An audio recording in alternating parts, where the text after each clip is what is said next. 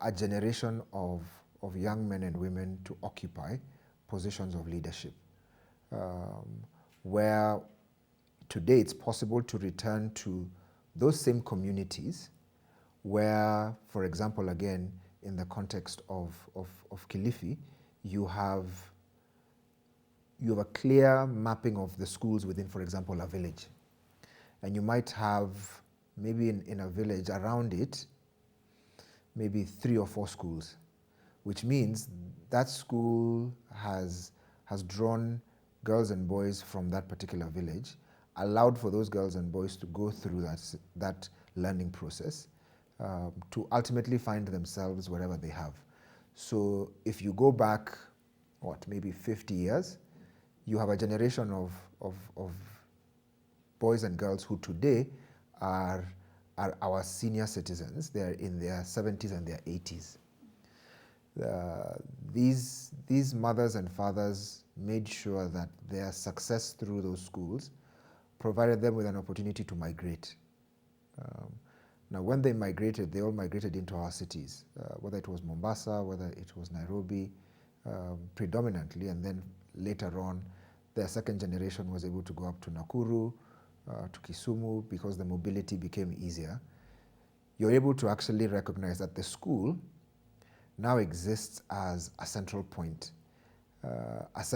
within that community that now has land, that has leadership from the family or the clan, that has individuals that have the necessary skills or have developed the relevant skills around their talent. Because I think that's the thing that we need to recognize that school has done, is that each of us is inherently born with a talent, and talent defines who we are. School has taken us through a system that has allowed us to develop certain skills.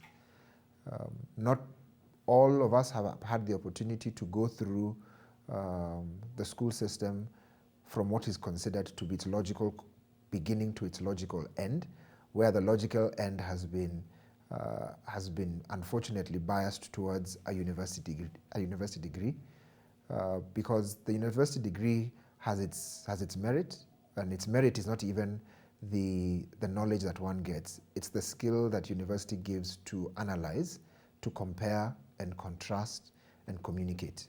So that if anybody asks me why should anyone go to university today, it's not necessarily whether it's law you study or economics or science or agriculture.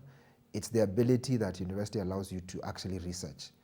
So that has its own bias because it has primarily focused on the pure sciences or the pure arts.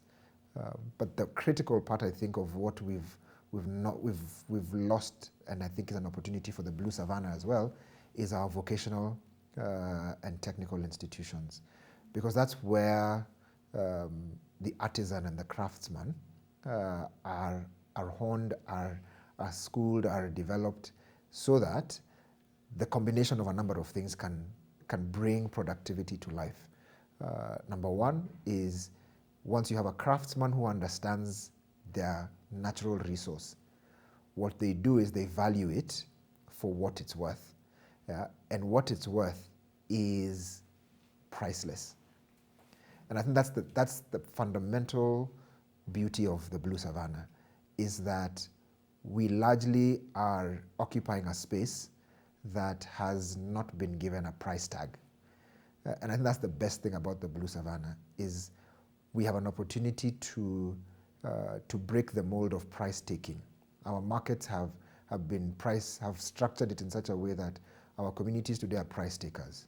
So what you bring to the market, the price of the market will determine what you actually take. But what we have in the Blue Savannah is an opportunity to actually review our pricing model, so that those craftsmen who are able to understand the tacit knowledge of the soil, the tacit knowledge of the bark of the tree, of the leaf that comes out of that falls off the tree, or the fruit that actually comes off.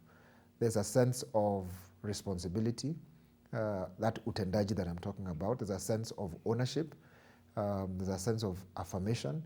that allows even the owner of 1 acre, 2 acres of productivity to actually recognize that mimi ni mtendaji.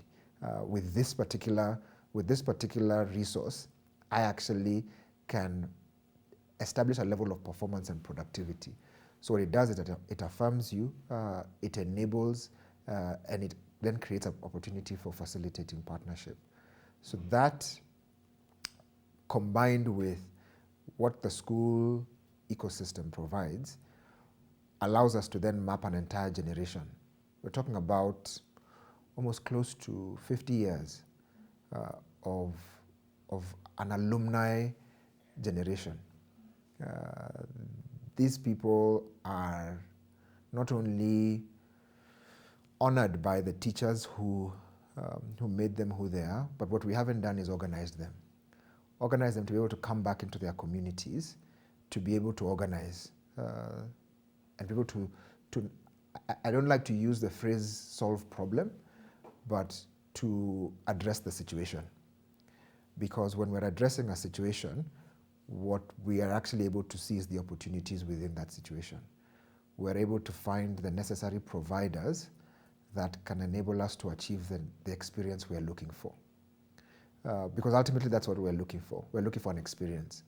And that's why dignity has got to be the experience that utendaji is actually chasing after. So that when one engages in utendaji, when one recognizes ya kwamba mimi ni mtendaji, what they're actually after is then an experience of dignity that comes about through an understanding of what one has, an ability to organize with others around you based on the knowledge that they have tacit, the skills that they have, that allows them then to ensure the organization and the engineering of that technology allows them to achieve the success that they're looking for. That success then becomes corporate. It's not individual. You're not leaving anybody behind. It's not a hustle. Yeah, and the essence of it not being a hustle or a struggle is that it's actually a process where one is not only dignifying, but is taking social accountability for their neighbor. So there's an element of ujirani wema. Yeah, there's an element of neighborhood. Yeah, there's an element of brotherhood. Yeah, that allows, again, everybody to find their space, to recognize that mimi ni mtendaji katika eneo ama katika sehemu ama katika utendaji kazi fulani.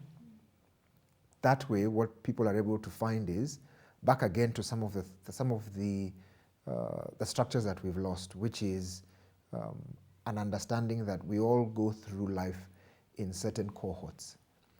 So suddenly, unemployment is not a consideration in a context of that nature, because in a context of ujirani wema, in a context of everybody understanding ya kwamba mimi ni mtendaji katika sehemu fulani, kitengo fulani, ama utendaji kazi fulani, everybody takes their place. And as they take their place, what they're able to recognize is they're able to recognize their role. Once everybody is able to recognize their role, people take their place at the table that then requires everybody to do what they need to do.